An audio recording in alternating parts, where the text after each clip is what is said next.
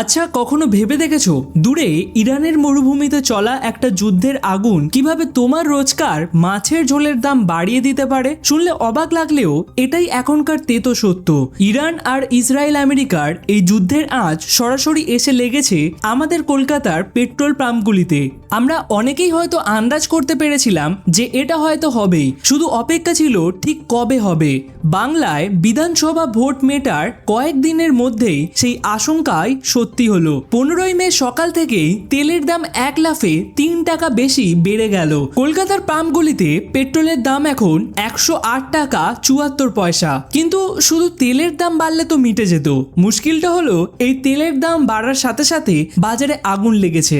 মাছ থেকে শুরু করে সবজি সবকিছুরই এখন আকাশ ছোঁয়া দাম। তবে প্রশ্নটা হলো, এই পরিস্থিতির জন্য কি শুধু বিদেশের যুদ্ধই দায়ী, নাকি এর পেছনে আমাদের দেশের অর্থনৈতিক পরিস্থিতিও কাজ করছে?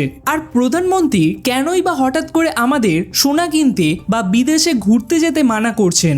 এই সবকিছুর ভেতরে থাকা আসল গল্পটা আজ আমি তোমাদেরকে একদম সহজ ভাষায় বুঝিয়ে দেবো। এখন তোমার মনে প্রশ্ন আসতেই পারে যে ইরান আর আমেরিকার এই যুদ্ধের সাথে আমাদের কি সম্পর্ক? আসলে সম্পর্কটা খুবই গভীর। ইরানের যুদ্ধের ফলে সমুদ্রের একটাই সরু পথ ছিল, যেটাকে আমরা হরমুজ প্রণালী বলে থাকি, সেটাই কার্যত বন্ধ হয়ে গেছে।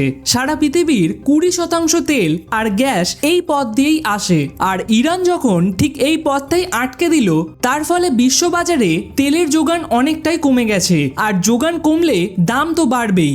আমাদের ইন্ডিয়ান অয়েল বা ভারত পেট্রোলিয়ামের মতন সংস্থাগুলো এতদিন লস সহ্য করেও তেলের দাম বাড়ায়নি, কারণ দেশে চলছিল নির্বাচন। কিন্তু মে মাসের মাঝামাঝি আসতে না আসতেই দেখা গেল তেলের দাম ব্যারেল প্রতি $144 পৌঁছে গেছে। হিসাব অনুযায়ী এই সংস্থাগুলো দিনে প্রায় 1000 কোটি টাকা পর্যন্ত লোকসান করছিল। ফলে এই বিশাল লোকসান আর বয়ে নেওয়া সম্ভব ছিল না, তাই সরকার দাম বাড়াতে বাধ্য হলো।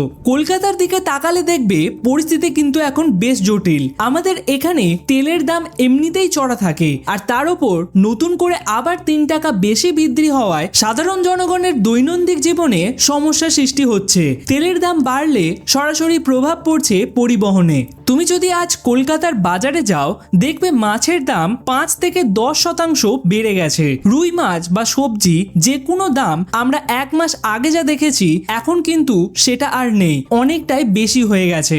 এর কারণ ট্রাকের ভাড়া অনেক বেড়ে গেছে, আর সেই বাড়তি ভাড়ার ভার তোমার বা আমার মতন সাধারণ মানুষদের পকেট থেকেই যাচ্ছে। কলকাতার অটো ভাড়ার ক্ষেত্রেও কিন্তু একটা অস্থিরতা তৈরি হয়েছে।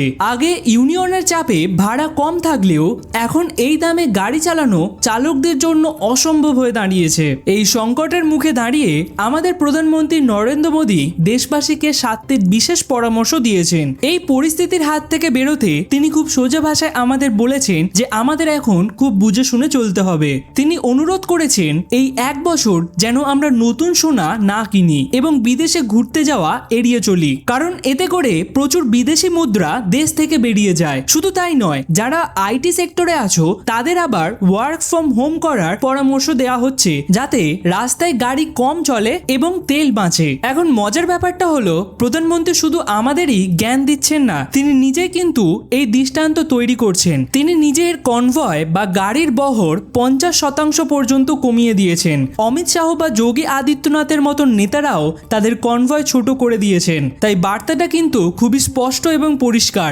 দেশ এখন সত্যি খুব বড় অর্থনৈতিক যুদ্ধের মধ্যে দিয়ে যাচ্ছে। শেষ কথা এটাই, ইরানের যুদ্ধ যত দীর্ঘ হবে আমাদের কষ্ট কিন্তু তত বাড়বে। রিজার্ভ ব্যাংকের গভর্নরও আগে সাবধান করেছিলেন যে মূল্যবৃদ্ধি কেবলমাত্র সময়ের অপেক্ষা। এখন আমাদের সত্যি খুব সচেতন হয়ে কাজ করতে হবে। যতটা সম্ভব পাবলিক ট্রান্সপোর্ট ব্যবহার করা এবং অপ্রয়োজনীয় খরচ কমানো ছাড়া এই মুহূর্তে আমাদের হাতে কিন্তু কোনো উপায় নেই। এই কঠিন সময়ে আমরা যদি দেশের পাশে দাঁড়াই, তবে কিন্তু আমরা পরিস্থিতিকে সামাল দিতে পারবো।